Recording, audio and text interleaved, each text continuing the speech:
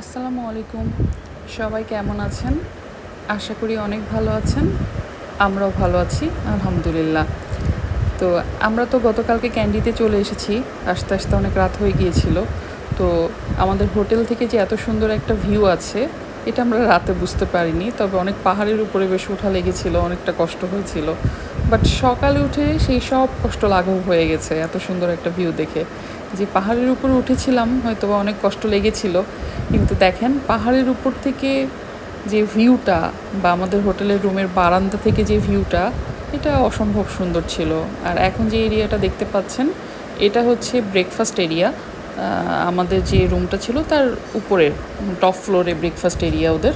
তো এখান থেকেও ভিউটা অসাধারণ ছিল। ব্রেকফাস্ট করতে করতে আসলে এরকম ভিউ দেখতে পারা অনেকটা সৌভাগ্যের বিষয়।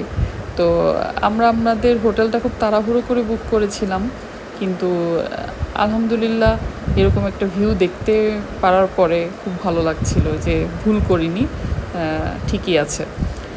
তো আজকে আমাদের ক্যান্ডি শহরটা এক্সপ্লোর করার ইচ্ছা আছে। আমরা প্রথমেই বের হব একটা অনেক পুরানো হোটেল দেখতে যাব আর কি। তো হোটেলটার নাম হচ্ছে যে কুইন্স হোটেল, যেটা প্রায় 160 বছরের পুরানো একটা হোটেল। সেটাই দেখতে যাব আমরা। তো এই তো একটু ভিউটাও এনজয় করছি, তারপরে হয়তো ব্রেকফাস্ট করে রেডি হয়ে দেন ইনশাল্লাহ বেরিয়ে যাব। আপনারা দেখতেই পাবেন একটু পরেই হোটেলটা আসবে। তো এখানে একটা জিনিস বলে রাখি, আমরা শ্রীলঙ্কাতে গিয়ে যতগুলো এরকম হেরিটেজ সাইট বা হোটেল বা ওদের বিল্ডিং যেগুলো দেখেছি, অধিকাংশ সব সাদা, হোয়াইট কালার। ওরা মনে হয় হোয়াইট কালারটা অনেক বেশি পছন্দ করে।